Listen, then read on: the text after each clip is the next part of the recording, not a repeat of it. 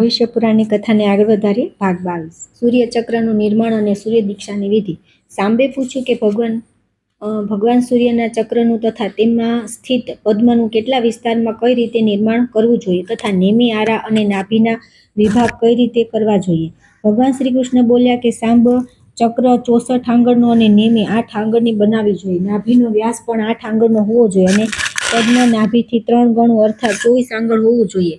કમળમાં નાભી, કર્ણિકા અને કેસર પણ બનાવવું જોઈએ. નાભીથી કમળની ઊંચાઈ વધારે હોવી જોઈએ. ત્યાં જ દ્વારના ખૂણામાં કમળ પુષ્પના મુખની કલ્પના કરવી જોઈએ. બ્રહ્મા, વિષ્ણુ, શિવ અને ઇન્દ્રના માટે 4 દ્વારોની કલ્પના કરવી જોઈએ. દ્વાર બનાવ્યા પછી બ્રહ્મા વગેરે દેવતાઓનું તેમના નામ મંત્રોથી આહ્વાન કરી પૂજન કરવું જોઈએ. અર્કમંડળની પૂજા માટે આ યજ્ઞ ક્રિયાને અનુરૂપ દીક્ષિત થવું જોઈએ. ભગવાન સૂર્ય પૂર્વે મને આ બધું કહ્યું હતું. સાંબે પૂછ્યું કે ભગવાન સૂર્યચક્ર યજ્ઞ માટે દેવતાઓએ કયા મંત્રો કહ્યા છે તથા યજ્ઞના સ્વરૂપ અને ક્રમ પણ કહેવાની કૃપા કરો. ભગવાન શ્રી કૃષ્ણ બોલ્યા કે હે સૌમ્ય, સૂર્યનારાયણના ચક્રમાં કમળ બનાવીને પૂર્વની જેમ હૃદયમાં સ્થિત ભગવાન સૂર્યના અખોલક નામે કમળની કર્ણિકા દળોમાં નામ મંત્રપૂર્વક ચતુર્થ્યંત વિભક્તિ અને ક્રિયા સાથે નમઃ લગાવીને અંગન્યાસ તથા હૃદયન્યાસ તથા પૂજન કરવું જોઈએ. હવન કરતા નામના અંતે સ્વાહા શબ્દનો પ્રયોગ કરવો જોઈએ, જેમ કે ઓમ ખખોલકાય સ્વાહા, ઓમ ખખોલકાય વિદ્મહે દિવાકરાય ધીમહિ તન્નો સૂર્ય પ્રચોદયાત. આ 24 અક્ષરોવાળી સૂર્ય ગાયત્રીના જપ બધા કાર્યોમાં કરવા જોઈએ, અન્યથા કર્મોનું ફળ પ્રાપ્ત થતું નથી.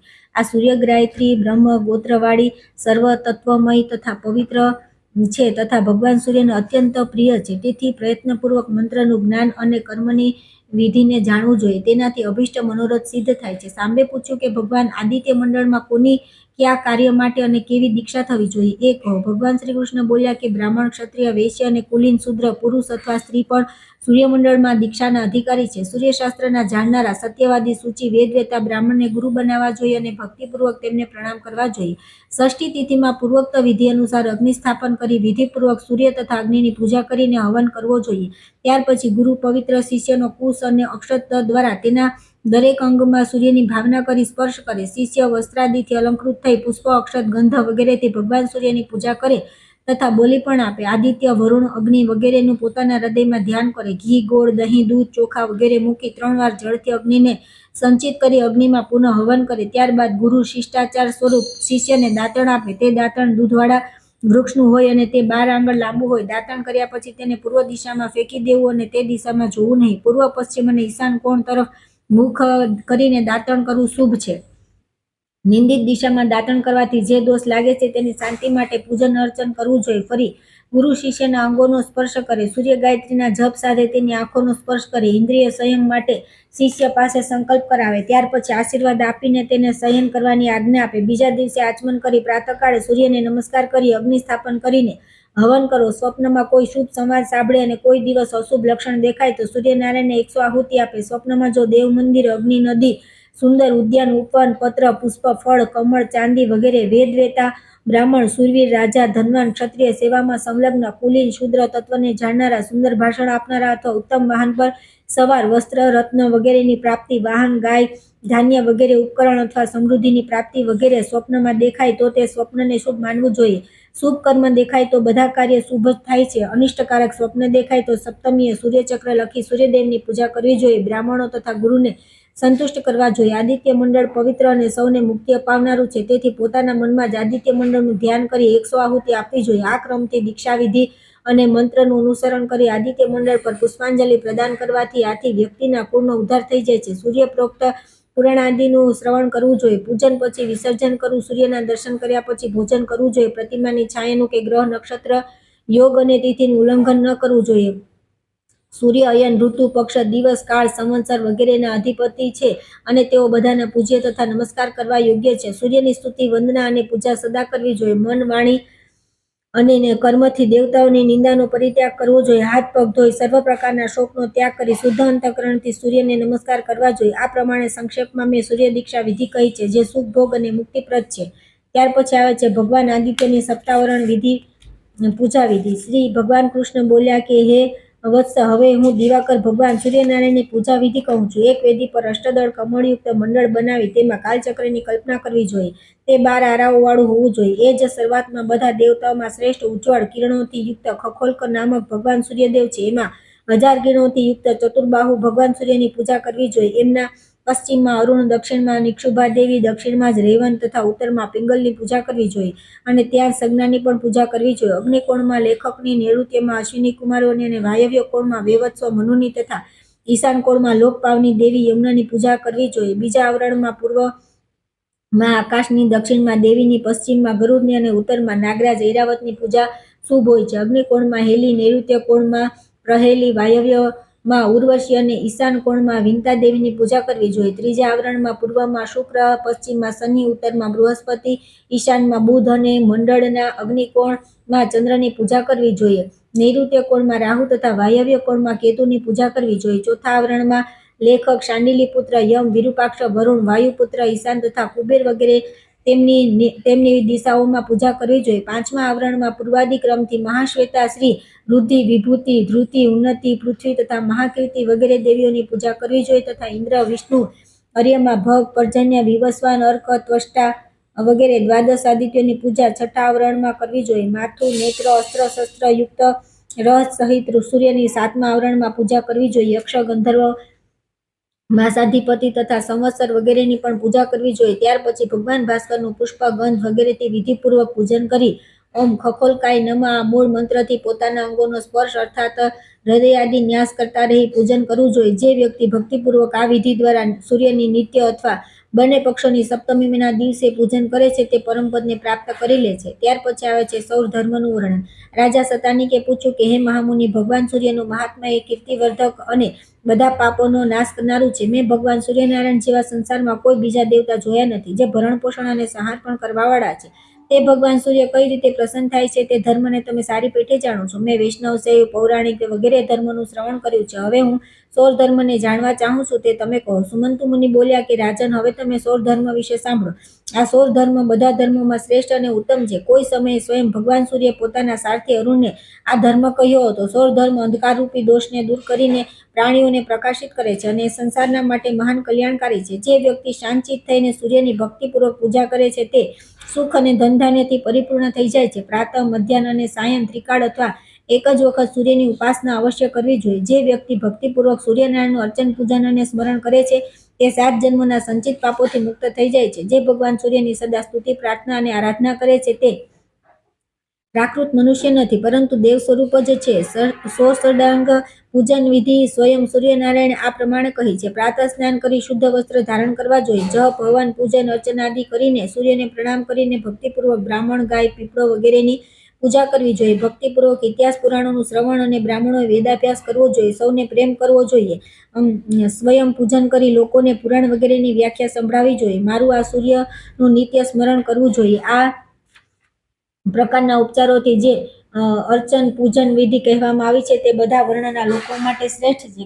જે કોઈ આ પ્રમાણે ભક્તિપૂર્વક મારું પૂજન કરે છે તે જ મુનિ, શ્રીમાન, પંડિત અને કુળવાન છે. જે કોઈ પત્ર, પુષ્પ, ફળ, જળ વગેરે જે કંઈ ઉપલબ્ધ હોય તેનાથી મારી પૂજા કરે છે તેના માટે ન હું અદ્રશ્ય છું અને ન તે મારા માટે અદ્રશ્ય છે. મને જે વ્યક્તિ જે ભાવનાથી જુએ છે હું પણ તેને તે જ રૂપમાં દેખાઉં છું. જ્યાં હું સ્થિત છું ત્યાં જ મારો ભક્ત પણ સ્થિત થાય છે. જે મુજ સર્વવ્યાપીને સર્વત્ર અને સંપૂર્ણ પ્રાણીઓમાં સ્થિત જુએ છે તેના માટે હું તેના હૃદયમાં સ્થિત છું અને તે મારા હૃદયમાં સ્થિત છે. સૂર્ય પૂજા કરનાર વ્યક્તિ મોટા મોટા રાજાઓ પર વિજય પ્રાપ્ત કરી લે છે. જે વ્યક્તિ નિરંતર મારું ધ્યાન કરતો રહે છે તેની ચિંતા હું સતત કર્યા કરું છું, કારણ કે મારો ભક્ત મને અત્યંત પ્રિય છે. મારામાં અનંત નિષ્ઠા સર્વ ધર્મનો સાર છે. ત્યાર પછી આવે છે બ્રહ્માદિ દેવતાઓ દ્વારા ભગવાન સૂર્યની સ્તુતિ તેમજ વર પ્રાપ્તિ. સુમંતુ મુનિ બોલ્યા કે હે રાજન, ભગવાન સૂર્યની ભક્તિ, પૂજા અને તેમના નિમિત્તે દાન કરવું તથા હવન કરવું બધાના માટે વશની વાત નથી તથા તેમની ભક્તિ અને જ્ઞાન તથા તેનો અભ્યાસ કરવો પણ અત્યંત દુર્લભ છે. છતાં તેમના પૂજન સ્મરણથી એ પ્રાપ્ત કરી શકાય છે. સૂર્ય મંદિરમાં સૂર્યની પ્રદક્ષિણા કરવાથી તેઓ સદા પ્રસન્ન રહે છે. સૂર્યચક્ર બનાવી પૂજન તથા સૂર્યનારાયણના સ્તોત્ર પાઠ કરનાર વ્યક્તિ ઈચ્છિત ફળ તેમજ પુણ્ય તથા વિષયોનો પરિત્યાગ કરી ભગવાન સૂર્યમાં પોતાના મનને લગાવી દેનાર મનુષ્ય નિર્ભય થઈ તેમની દ્રઢ ભક્તિ પ્રાપ્ત કરી લે છે. રાજા સતાનીકે પૂછ્યું કે હે દ્વિજશ્રેષ્ઠ, મને ભગવાન સૂર્યની પૂજા વિધિ સાંભળવાની તીવ્ર જિજ્ઞાસા છે. મારે તમારા મુખેથી જ સાંભળવા ઈચ્છું છું. સૂર્યની પ્રતિમા સ્થાપિત કરવાથી કેવું પુણ્ય અને ફળ પ્રાપ્ત થાય છે એ કૃપા કરીને જણાવો, તથા સમાર્જન કરવાથી અને ગંધ વગેરેના લેપનથી કયા પુણ્યની પ્રાપ્તિ થાય છે? આરતી, નૃત્ય, મંગલ ગીત વગેરે કયું પુણ્ય પ્રાપ્ત થાય છે? અર્ધ્યદાન, જળ તથા પંચામૃત વગેરેથી સ્નાન, દર્ભ, રક્ત, પુષ્પ, સુવર્ણ, રત્ન, ગંધ, ચંદન, કપૂર વગેરે દ્વારા પૂજન, ગંધાદિ વિલેપન, પુરાણ શ્રવણ તથા વાચન, અવ્યંગ, દાન અને વ્યોમ રૂપે ભગવાન સૂર્ય તથા અરુણની પૂજા કરવાથી જે ફળ પ્રાપ્ત થાય છે તે બતાવો. સુમંતુ મુનિ બોલ્યા કે હે રાજન, પહેલા તમે ભગવાન સૂર્યના મહત્તમ તેજ વિશે સાંભળો. કલ્પના પ્રારંભમાં બ્રહ્માદિ દેવતાઓ અહંકારને વશ થઈ ગયા. તમરૂપી મોહે તેઓને પોતાના વશમાં કરી લીધા. તેમના અહંકારને દૂર કરવા માટે એક મહાન તેજ પ્રગટ થયું, જેનાથી આ સંપૂર્ણ વિશ્વ વ્યાપ્ત થઈ ગયું. અંધકાર નાશક તથા 100 યોજન વિસ્તારમાં પથરાયેલું તે તેજ આકાશમાં ભ્રમણ કરી રહ્યું હતું. તેનો પ્રકાશ પૃથ્વી પર કમળની કણિકા જેવો દેખાતો હતો. આ જોઈને બ્રહ્માજી વગેરે દેવતાઓ પરસ્પર આ પ્રમાણે વિચાર કરવા લાગ્યા, આપણું તથા સંસારનું કલ્યાણ કરવા માટે જ આ તેજ પ્રગટ થયું છે. આ તેજ ક્યાંથી પ્રગટ થયું તે વિશે તેઓ કશું જાણી ન શક્યા, અને તે તેજે બધા દેવતાઓને આશ્ચર્યચકિત કરી દીધા. તેજાધિપતિ તેમને દેખાય નહીં. બ્રહ્માદિ દેવતાઓએ તેમને પૂછ્યું કે હે દેવ, તમે કોણ છો? ક્યાં જાઓ છો? આ તેજની કેવી શક્તિ છે? અમે તમારા દર્શન કરવા આતુર છીએ. તેમની પ્રાર્થનાથી પ્રસન્ન થઈને ભગવાન સૂર્યનારાયણ પોતાના વિરાટ રૂપે પ્રગટ થઈ ગયા. તે મહત્તમ તેજ સ્વરૂપ ભગવાન ભાસ્કરની દેવતાઓ અલગ અલગ સ્તુતિ કરવા લાગ્યા. બ્રહ્માજીની સ્તુતિનો ભાવ આ પ્રમાણે છે: હે દેવ દેવેશ, તમે સહસ્ત્ર કિરણોથી પ્રકાશમાન છો. કોણ વલ્લભ છે?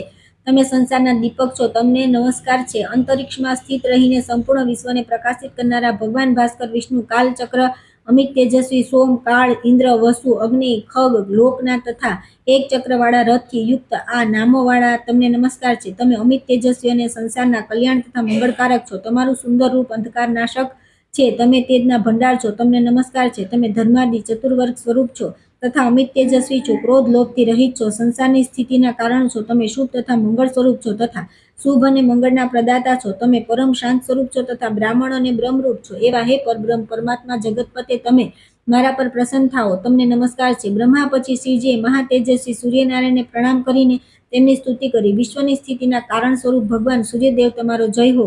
હે અજય, હંસ, દિવાકર, મહાબાહુ, ભૂધર, ગોચર, ભાવ, ખગ, લોકપ્રદીપ, જગતપતિ, ભાનુ, કાલ, અનંત, સંવત્સર તથા શુભાનંદ, તમારો જય હો. કશ્યપના આનંદવર્ધન, અદિતિપુત્ર, સપ્તાશ્વાહન, સપ્તેશ, અંધકારને દૂર કરનારા ગ્રહોના સ્વામી, કાંતિશ, કલેશ, શંકર, ધર્મ વગેરે ચતુર્વર્ગના સ્વામી, તમારો જય હો. વેદાંગરૂપ, ગ્રહરૂપ, સત્યરૂપ, સુરૂપ, ક્રોધાગ્નિનાશક, કલ્મશ, પક્ષીરૂપ તથા યતિરૂપ, તમારો જય હો. પ્રભુ, આપ વિશ્વરૂપ, વિશ્વકર્મા, ઓમકાર, વષટકાર, સ્વાહાકાર તથા સ્વધારૂપ છો, અને તમે જ અશ્વમેઘ રૂપ, અગ્નિ અને અર્યમા રૂપ છો. સંસાર સાગરથી મોક્ષ આપનાર હે જગતપતિ, હું સંસાર સાગરમાં ડૂબી રહ્યો છું. મને તમારા હાથનું અવલંબન આપો. તમારો જય હો.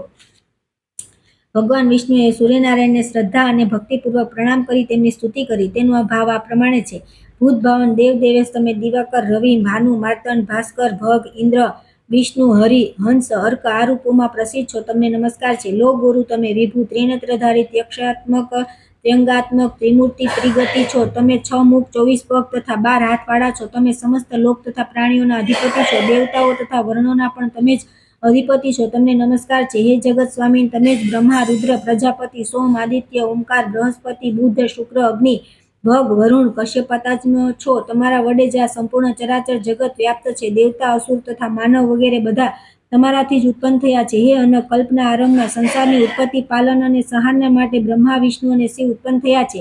તમને નમસ્કાર છે. હે પ્રભુ, તમે જ વેદરૂપ, દિવ્ય સ્વરૂપ, યજ્ઞ અને જ્ઞાનરૂપ છો. કિરણોજ્જવળ ભૂતેશ, ગોપતે, સંસારમાં નિમગ્ન થયેલા અમારા પર પ્રસન્ન થાઓ. તમે વેદાંત તથા યજ્ઞ કલાત્મક રૂપ છો. તમારો જય હો. તમને નિત્ય નમસ્કાર છે. બ્રહ્માદિ દેવતાઓની સ્તુતિથી ભગવાન સૂર્ય બહુ પ્રસન્ન થયા, અને તેમણે બ્રહ્મા, વિષ્ણુ તથા મહાદેવને પોતાની અખંડ ભક્તિ તથા અનુગ્રહ પ્રાપ્ત કરવાનું વરદાન આપતા કહ્યું કે હે વિષ્ણુ, તમે દેવ, દાનવ, યક્ષ, રાક્ષસ, ગંધર્વ વગેરે બધા પર વિજય પ્રાપ્ત કરીને અજય રહેશો. સંપૂર્ણ સંસારનું પાલન કરતા રહીને તમારી મારા પ્રતિ અચળ ભક્તિ રહેશે. બ્રહ્મા પણ આ જગતનું સર્જન કરવામાં સમર્થ થશે, અને મારી કૃપાથી શંકર પણ આ સંસારનો સંહાર કરી શકશે. એમાં કોઈ સંદેહ નથી. મારી પૂજાના ફળ સ્વરૂપ તમે લોકો જ્ઞાનીઓમાં ઉત્કૃષ્ટ સ્થાન પ્રાપ્ત કરી લેશો. ભગવાન સૂર્યના આ વચન સાંભળીને મહાદેવજી બોલ્યા કે ભગવાન, અમે લોકો તમારી આરાધના કઈ રીતે કરીએ તે તમે કહો. અમને તમારી પૂજનીય મૂર્તિ તો દેખાતી નથી. કેવળ પ્રકાશની આકૃતિ અને માત્ર તેજ જ દેખાય છે. આ તેજ આકાર રહિત હોવાના કારણે હૃદયમાં સ્થાન પામી શકાતું નથી. જ્યાં સુધી મન કોઈ વિષય વસ્તુમાં નથી લાગતું, ત્યાં સુધી કોઈ પણ વ્યક્તિની ભક્તિ કે ઈચ્છા તે વિષય વસ્તુને પ્રાપ્ત કરવાની થતી નથી.